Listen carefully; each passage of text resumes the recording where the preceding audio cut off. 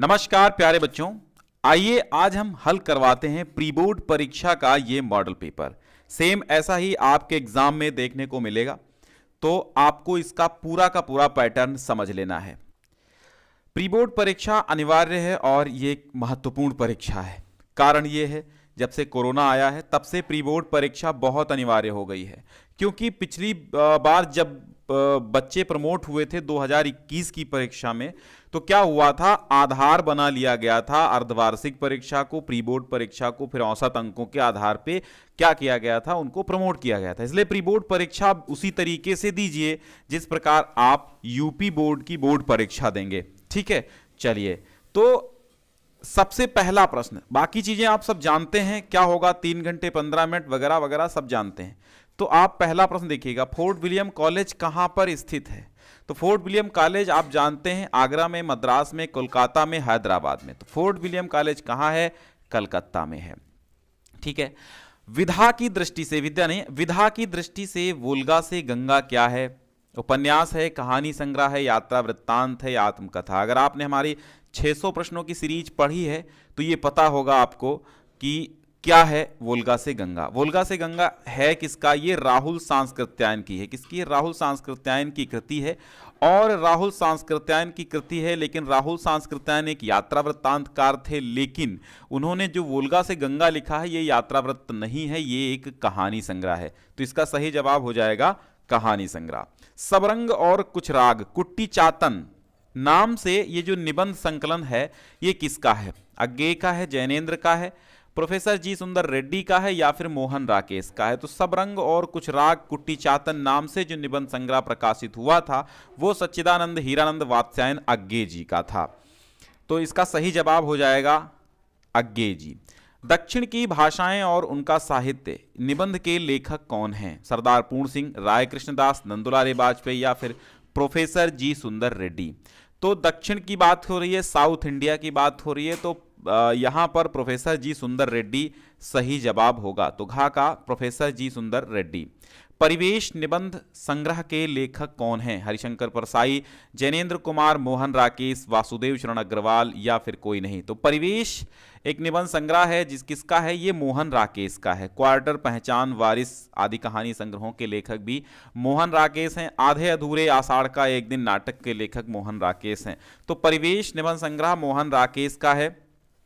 महादेवी वर्मा किस काव्यधारा की कवित्री हैं। तो महादेवी वर्मा जो है वो सगुण भक्ति धारा की नहीं है, प्रगतिवाद की नहीं है, रीतिबद्ध की नहीं है, छायावादी काव्यधारा सही जवाब आपका हो जाएगा। महादेवी वर्मा जो है छायावादी काव्यधारा की क्या है, कवित्री हैं। चांद का मुंह टेढ़ा, ये रचना किसकी है, चांद का मुंह टेढ़ा मुक्तिबोध, अज्ञे, भवानी प्रसाद मिश्र, या फिर गिरिजा कुमार माथुर। तो चांद का मुंह टेढ़ा गजानन माधव मुक्तिबोध का रचना है। ठीक है, नई कविता के प्रवर्तक या महत्वपूर्ण कवि कौन हैं, महादेवी वर्मा है, रामेश्वर शुक्ल अंचल है, रोचन प्रसाद पांडे, या डॉक्टर जगदीश गुप्त हैं। तो इसमें सही जवाब जो हो जाएगा, नई कविता के प्रवर्तक डॉक्टर जगदीश गुप्त हैं।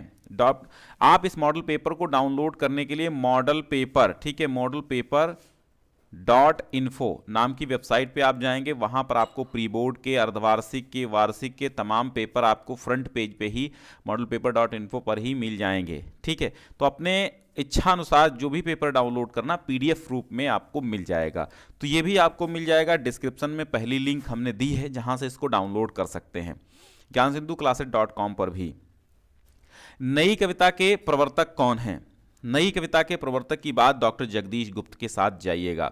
और हिंदी साहित्य के इतिहास में किस काल को स्वर्णयुग कहा गया था, गोल्डन टाइम किसको कहा गया था, Hindi golden time of Hindi literature, Hindi साहित्य का गोल्डन टाइम क्या था, स्वर्णयुग किसे कहा गया, आदिकाल को नहीं, भक्ति काल को, रीति काल को, या गुप्त काल को नहीं, किसको, ये भक्ति काल को क्या कहा गया, हिंदी साहित्य का स्वर्णयुग कहा गया। पल्लव में किसका चित्रण है, आत्मा परमात्मा का, प्रेम प्रकृति एवं सौंदर्य का, भक्ति एवं रहस्यवाद का, या फिर वात्सल्य का। तो प्रेम प्रकृति और सौंदर्य सही जवाब हो जाएगा पल्लव। पल्लव में आपका प्रेम प्रकृति और सौंदर्य का चित्रण देखने को मिलता है।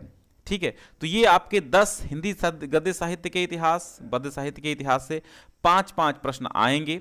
तो ये आपको ध्यान रखना है, और जो भी लेखक आपके पुस्तक में संकलित हैं उनको आपको जरूर पढ़ना है। अब आएगा आगे गद्यांश आएंगे। गद्यांश में आपको देखने को मिलेगा कि उसके नीचे 5 प्रश्न होंगे। 5 प्रश्न 2-2 अंक के होंगे, यानी 10 अंक का गद्यांश एक करने को आएगा। 2 आएंगे जिनमें से एक करना होगा।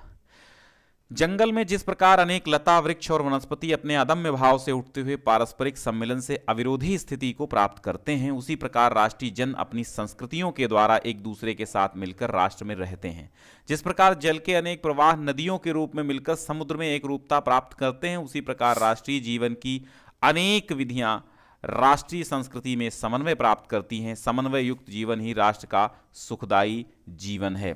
ठीक है, तो यहां पर आपको पता चल गया होगा कि किस चैप्टर से लिया गया। तो सबसे पहला प्रश्न तो यही बनता है, ये किस चैप्टर से है। तो ये आपका राष्ट्र का स्वरूप से है। कहां से है? राष्ट्र का स्वरूप से है। और लेखक इसके कौन है? इसके लेखक हैं वासुदेव शरण अग्रवाल जी। तो जंगल और राष्ट्रीय जन में क्या समानता है?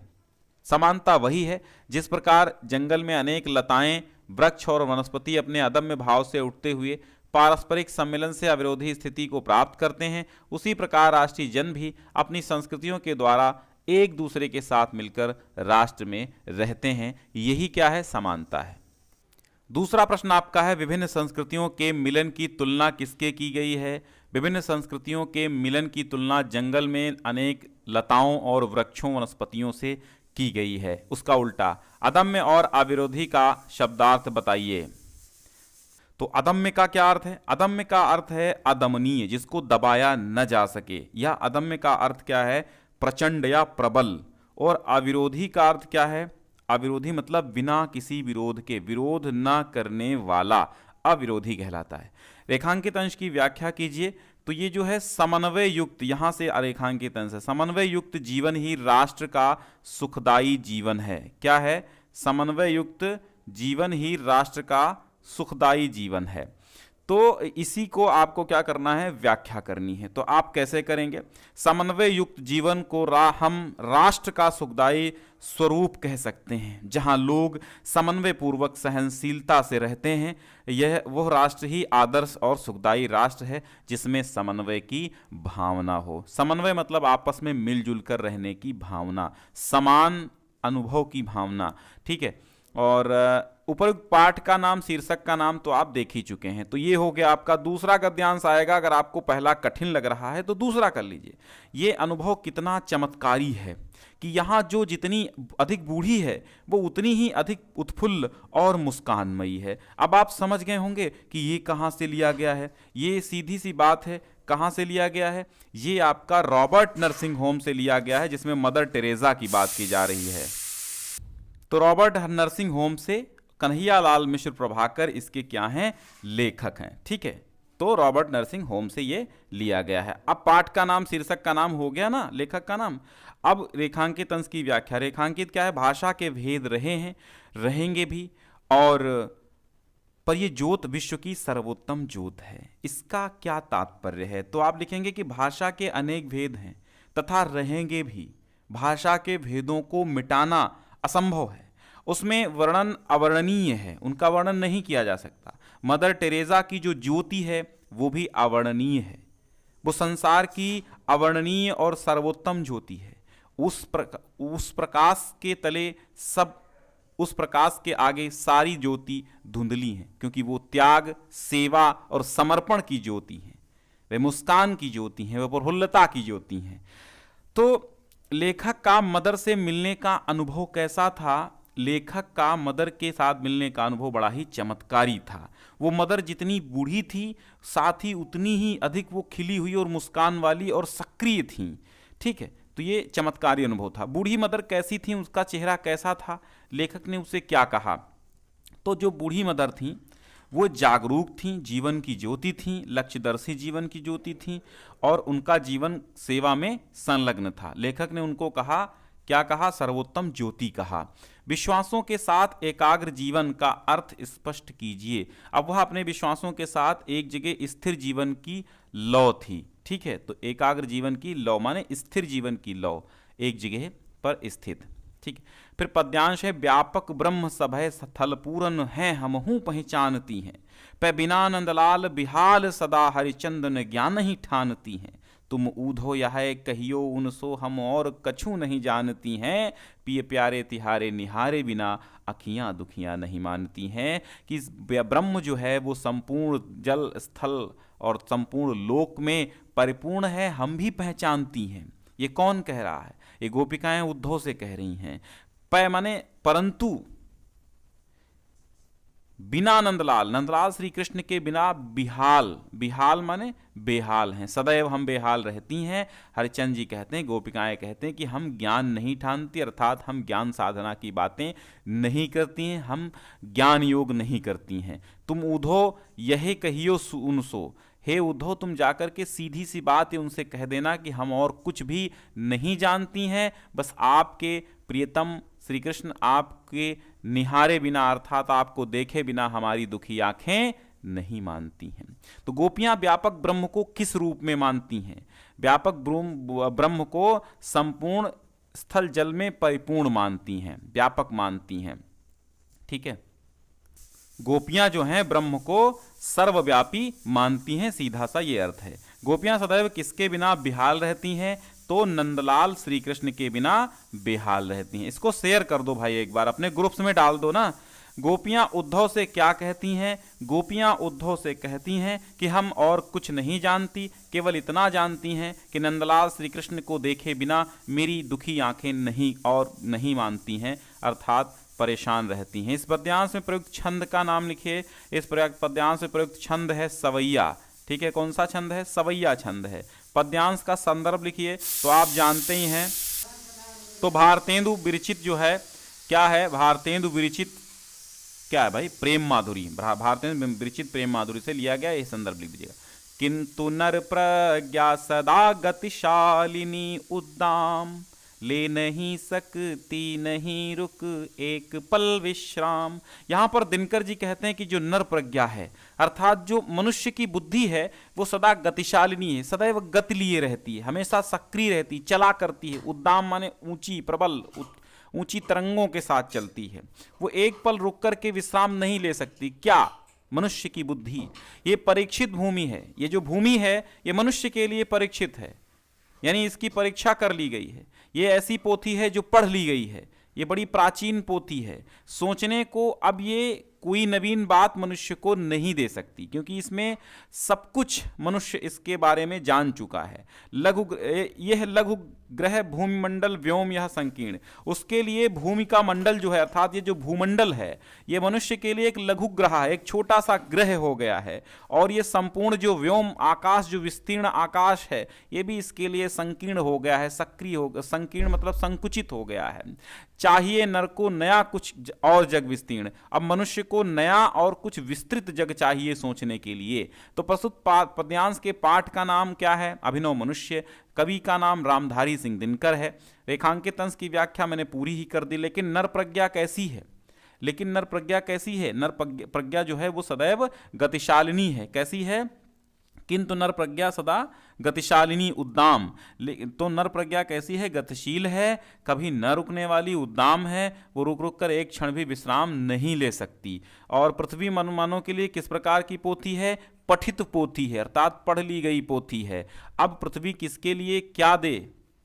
अब मनुष्य के लिए, अब पृथ्वी जो है मनुष्य के लिए सोचने के लिए कोई नई बातें, नए विचार दें। ठीक है, तो ये पद्यांश आपके हो गए।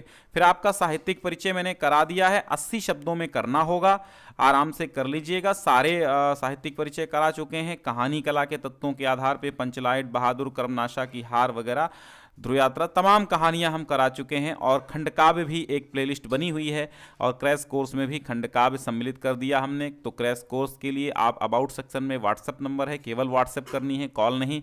वहां जाकर के व्हाट्सएप करिए, हम क्रैश कोर्स आपको प्रोवाइड कर देंगे, जिसमें सब कुछ आपको मिल जाएगा, कुछ भी बचेगा नहीं।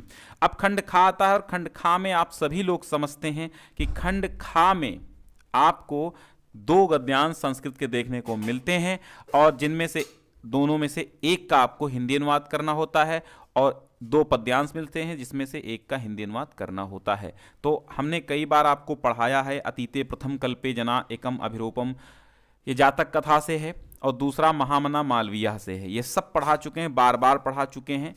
और ये श्लोक हैं, इनका थोड़ा सा हम वर्णन कर देते हैं, थोड़ा अनुवाद कर देते हैं। वो बहुत सारे मॉडल पेपर में करा चुके हैं। प्रीणात यह सुचरितई ही सपुत्रम सपुत्रो, जो अपने सुंदर चरित्र से पिता को प्रसन्न करता है वही सच्चा पुत्र है।